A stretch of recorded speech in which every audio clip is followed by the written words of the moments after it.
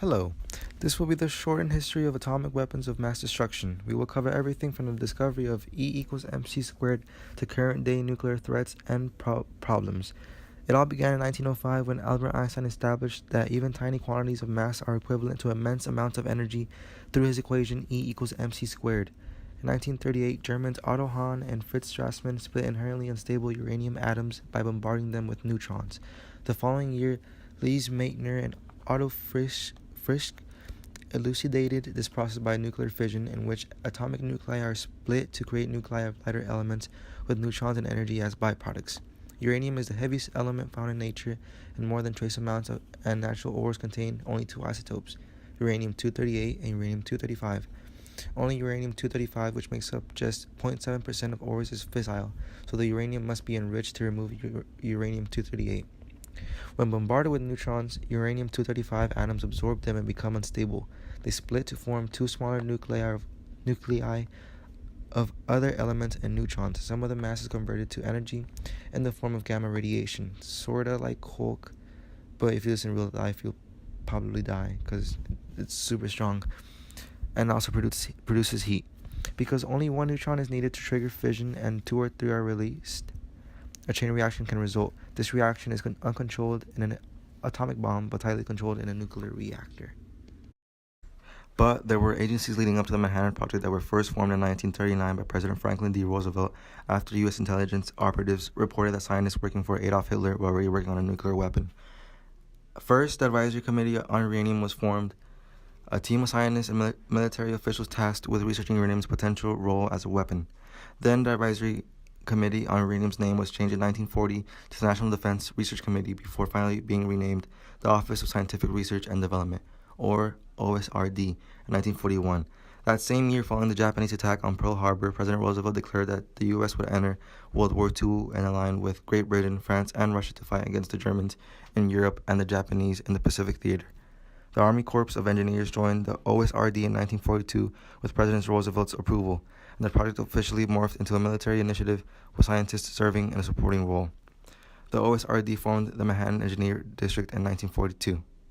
On December 28, 1942, President Roosevelt authorized the formation of the Manhattan Project to combine these various research efforts with the goal of weaponizing nuclear energy. Facilities were set up in remote locations in New Mexico, Tennessee, and Washington, as well as sites in Canada for this research and related atomic tests to be performed. Los Alamos Laboratory, the creation of which was known as Project Y, was formally established on the 1st of January 1943. The complex is where the first Manhattan Project bombs were built and tested. On July 16, 1945, in a remote desert location near Alamogordo, New Mexico, the first atomic bomb was successfully detonated, also known as the Trinity test, creating an enormous mushroom cloud some 40,000 feet high and ushering in the atomic age. Scientists working under Oppenheimer had developed two distinct types of bombs, a uranium-based design called the Little Boy and a plutonium-based weapon called the Fat Man. With both designs in the works at Los Alamos, they became an important part of the U.S. strategy aimed at bringing an end to World War II. With the Germans sustaining heavy losses in Europe and nearing surrender, the consensus among U.S. military leaders in 1945 was that the Japanese would fight to the bitter end and force a full-scale invasion of the island nation, resulting in significant casualties on both sides. On July 26, 1945, at the Potsdam Conference in the Allied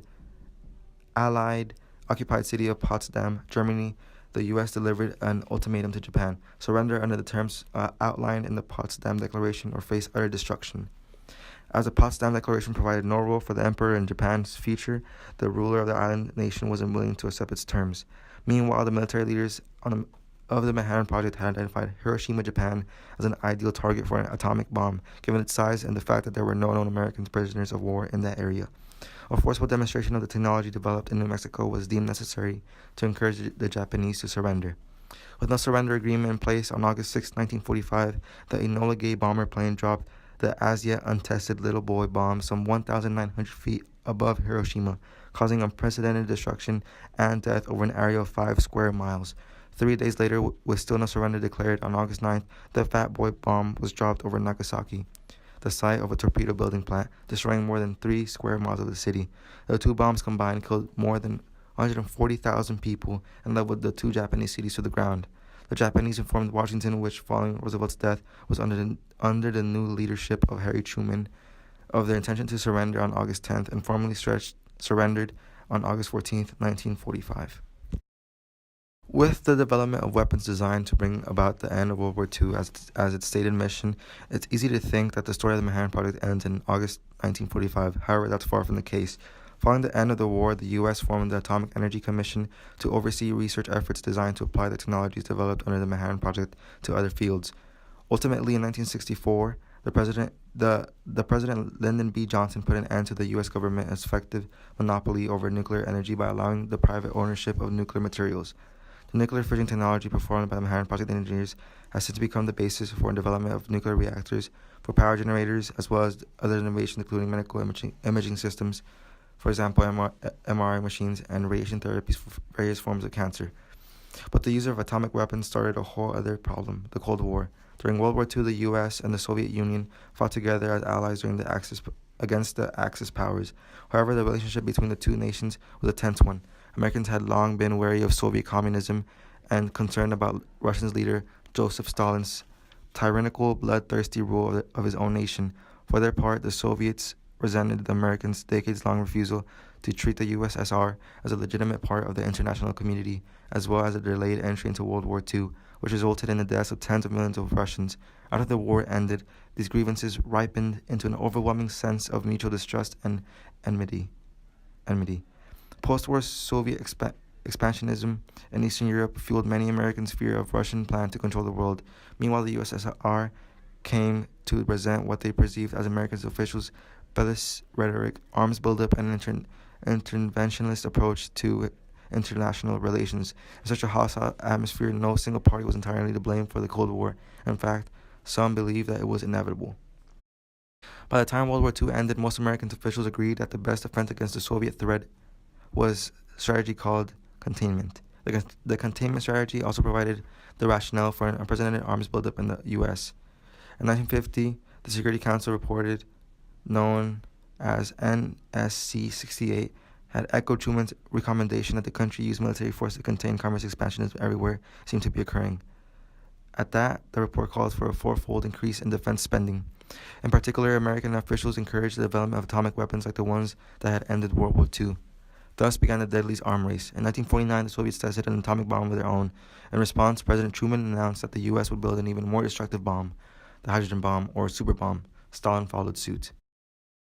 As a result, the stakes of the Cold War were perilously high. The first H-bomb test in the Eniwetok Atoll in the Marshall Islands showed just how fearsome the nuclear age could be. It created a 25 square mile fireball that vaporized an island, blew a huge hole in the ocean floor, and had the power to destroy half of Manhattan. Subsequent American and Soviet tests spewed poisonous radioactive waste into the atmosphere. The ever-present threat of nuclear annihilation had a great impact on American domestic life as well. People walked around for decades looking behind their backs thinking that they're going to get blown up by the commies. There's also an aspect of McCarthyism, but that doesn't really have to do with nuclear weapons, so I'm going to skip over that, as well as a space race, because that doesn't have to do with nuclear weapons, and right now we're dealing with nuclear weapons. There's also the part about the Korean and Vietnam War, because I had to deal with the Cold War, but we won't go there. It was finally President Richard Nixon, who began to implement a new approach to international relations. Instead of viewing the world as a hostile bipolar place, he suggested why not use diplomacy instead of military action to create more poles. To that end, he encouraged the UN to recognize the communist Chinese government, and after a trip there in 1972 began to establish diplomatic relations with Beijing. Despite Nixon's efforts, the Cold War heated up again under President Ronald Reagan. Like many leaders of his generation, Reagan believed that the spread of communism everywhere threatened freedom everywhere. As a result, he worked to provide financial aid and military aid to anti-communist governments and insurgencies around the world.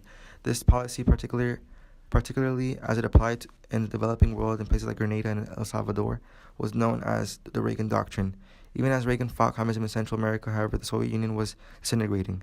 In response to severe economic problems and growing political ferment in the USSR, Premier Mikhail Gorbachev took office in 1985 and introduced two policies that redefined Russia's relationship to the rest of the world: glasnost, or political openness, and perestroika, or economic reform. Soviet influence in Eastern Europe waned. In 1989, every other communist state in the region replaced its government with a non-communist one. In November of that year, the Berlin Wall, the most visible symbol of the decades-long Cold War, was finally destroyed, just over 2 years after Reagan had challenged the Soviet premier in a speech of Brandenburg Gate in Berlin. Mr. Gorbachev tore down the wall. By 1991, the Soviet Union itself had fallen apart. The Cold War was finally over. And then we have like the whole series of committees and plannings in Asia, South Asia, Africa, Eastern Europe, Western Europe, America, which started a couple and then was like, nah, we're not going to do that. There's a bunch of committees that I'm not going to bore you with that vowed or promised to not test or use atomic weapons. And then there's the whole concept of basically stripping the atomic bombs from everyone, even though they're already there, and it's made a mark on history.